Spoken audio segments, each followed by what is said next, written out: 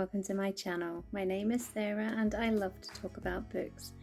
And today I've got a little vlog to share with you of my Dewey's 24-hour readathon from the weekend. So join me as I try to read as much as I can in 24 hours. So it's 5 to 1 in the afternoon here in the UK on Saturday the 24th of April, which means that it's almost time for Dewey's 24-hour readathon to kick off.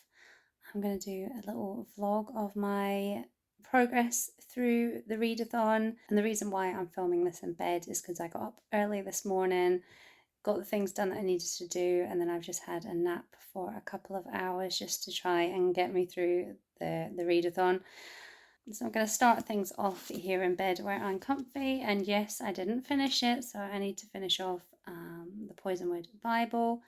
When I finish that, I'll get up, get some lunch, and then get outside in the lovely sunshine that I can see coming through the blinds. I'll either go for a walk, or I'll sit in the garden, or I might go down to my parents' garden and sit with them there, but I don't know if that would be a little bit too much of a distraction from my reading. We'll see. So we are into hour 2. I finished the Poisonwood Bible. I really enjoyed that book. It's about a family who go over as missionaries to Congo in the 60s and just how that impacts their lives. And there's a lot of talk about the impact of colonialism, which I found fascinating. I think the characters in that book are great, particularly two of the sisters, one who is a complete and utter narcissist but is hilarious to read because she always mixes up words and phrases, and the other, Ada, who is one of a set of twins. And just the way that she sees the world, I really enjoyed reading her chapters. It's a fabulous book. I can't wait to review it properly. I've just got my lunch. I've got a chicken and ricotta sandwich with some nuts. And I'm going to start Louise Welsh's The Cutting Room, which is one of my rereads. So I'm going to get stuck into that for an hour, and then I will take a wee walk down to my parents' house, listen to my audiobook of The Haunting of Hill House, and then sit out in their garden, enjoy this lovely weather, and hopefully read some more of The Cutting Room there. So we're into hour 3. I spent hour 2 having my lunch and starting The Cutting Room, which is looking like it's going to be as good as I remember it being. And I'm now just arriving at my mum and dad's to sit out in the garden and read some more. I've been listening to The Haunting of Hill House while I've walked down, and that sounds like it's going to be a fun read. So, bring on hour 3.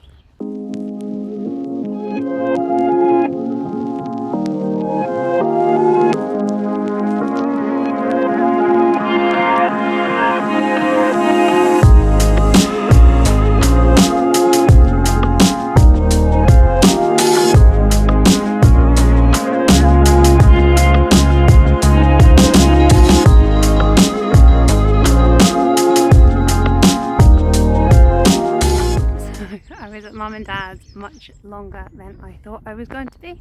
I've had my dinner there and everything, but I have managed to read for a lot of the time I was there. So I'm just taking the long route home to get my steps up, and then I've got a lovely evening and night of lots of reading ahead of me.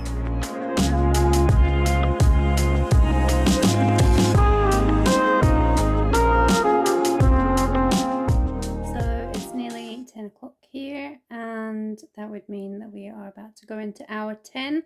I've just totted up my reading time, and in total I read for 7 hours and 19 minutes so far.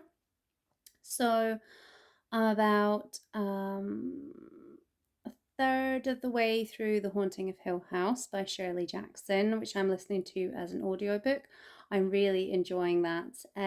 It's actually reminding me of a film I watched years and years ago, which I assume had been an adaptation of this book, which I had totally forgotten about. It had someone random in it, like, was it Catherine Zeta-Jones or something like that? Needless to say, the book is going much better than the film. Haven't had any haunting yet, but I'm still enjoying it. And then I'm also about a third of the way through The Cutting Room by Louise Welsh, and that is actually living up to how I felt about it the first time I read it about, I don't know, 15 or more years ago. And that's good. So far in my Project Everlasting Love, all of the books that I read rated 5 stars years ago have stood the test of time. So that's really positive. I'm not quite sure that this one will be a 5 star, just because my tastes have changed. Nothing against the book itself. But we'll see. We'll see. I've still got quite a way to go in that.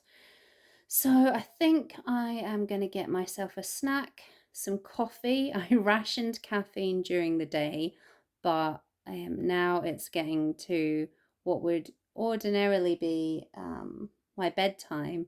I think I need to have a bit of caffeine, and I'm going to treat myself to a little snack as well. And I've just been listening to The Haunting of Hill House. I put that on when I was on my walk earlier, but I think I'm going to go back to the cutting room for a few hours and see how I get on with that. We've just entered hour 13, so it's just after 1 o'clock in the morning. What have I been up to? So I read some more of The Cutting Room. I'm now halfway through that, and I went for a wee walk just to hit my step goal for the day and listened to some more of The Haunting of Hill House. And then I just carried on doing that when I got home.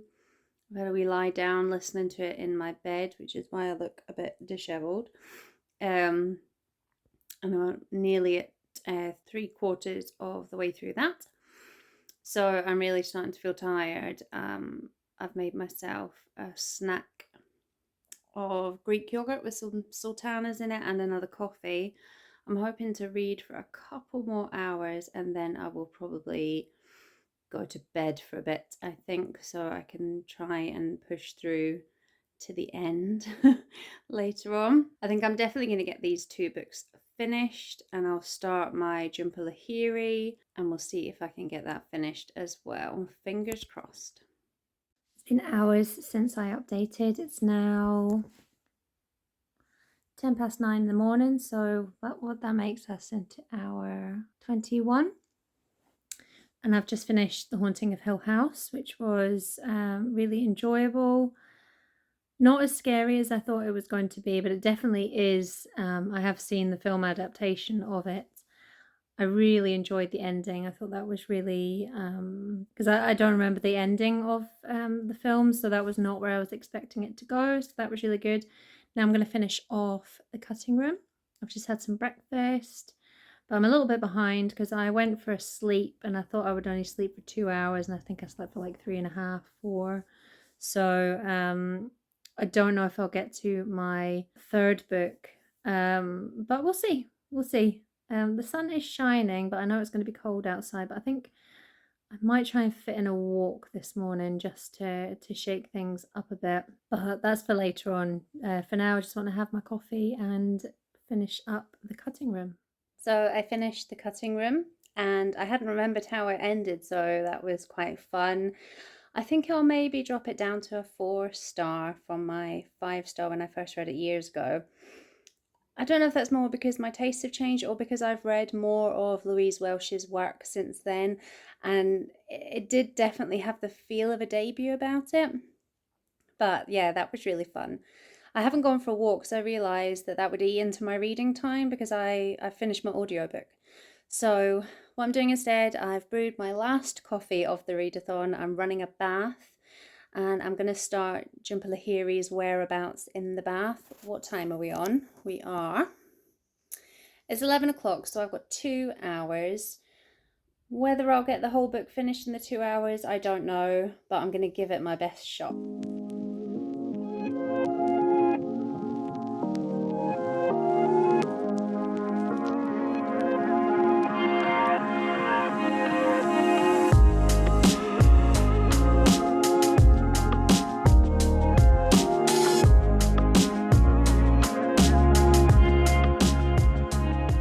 That's it, 1 o'clock. The readathon is over. I will jump back on later to say how I got on because I'm going to have a little sleep before my kids get back from their dads. Just jumping back on to wrap this all up. As you can see, I was knackered by the end of that. I couldn't even string a sentence together. But I had a great time, as I always do with Dewey's. And when I added everything up, I read for a total of 18 hours and 12 minutes in the 24 hours. That's pretty good. I finished one book, I read two others from start to finish, and I started a fourth. So, quite a successful readathon. I have noticed, I don't really know the details of it, but I know there has been a little bit of controversy on the Dewey's Twitter page. I gather that for the reverse readathon, they had announced that it was going to be in August, and for the first time ever, they had applied a theme to it. And for God knows what reason, they had picked a Harry Potter theme. So obviously, there are so many things wrong with that. It's totally not inclusive to trans readers, and it quite rightly pissed quite a lot of people off, and there has been backlash on that. And even besides the fact that, why would you support J.K. Turfling, and not, you can't even claim not to be aware of the harmful statements she's made and the hurt that she's caused. I just don't understand why you would pick a Harry Potter theme anyway, because it's shit. An apology has been issued. They've taken the quite childish stance of, instead of just removing a theme or choosing a more inclusive theme, trying to do reparations, they've decided to cancel the reverse readathon in August, which I'm quite annoyed about. But they have said that the October readathon will now be a reverse one, which is good for me because I do prefer starting at 1 o'clock in the morning rather than 1 o'clock in the afternoon. But it has left a bit of a sour taste. I did wonder whether I should post this vlog at all, but I think Dewey's 24-hour readathon is done in the memory of the originator, who was someone called Dewey. I didn't follow and join in back then, but the current hosts are not the originator or even, the subsequent hosts. They're quite new to it. So I don't really want that to tarnish the whole readathon. And I like to believe that it was just a simply clueless decision and they just were not thinking. Not that that's really any excuse, because you should be thinking when you're running something like that. You should be thinking about how you're going to make other people feel.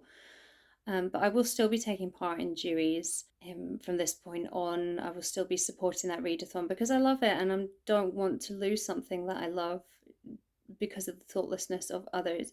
I do hope that any other readers, whether they are trans or they are part of the wider LGBTQ community, I hope they don't feel that this is not going to be a safe space for them, because on the whole, I found that other people who participate in Dewey's are inclusive, are supportive. It's a bit of a hot mess. I'll watch how things go. But I don't want it to tarnish my experience. I don't want it to tarnish anyone else's experiences. It's just, it's a damn fucking shame that that happened. But yeah, I hope you've enjoyed my little vlog. If you took part in the weekend, I would love to know how you got on as well, so drop me a comment below. And until Saturday, when I do my wrap-up video, which I don't think is going to be very long because I am so busy this week. It's now Thursday. This is obviously late because it was meant to be up on Wednesday. I don't know when I'm going to get time to film my wrap-up that's meant to go up on Saturday. So I might be pulling a bit of an all-nighter on Friday night, but we'll cross that bridge when it comes to it. But until then, bye.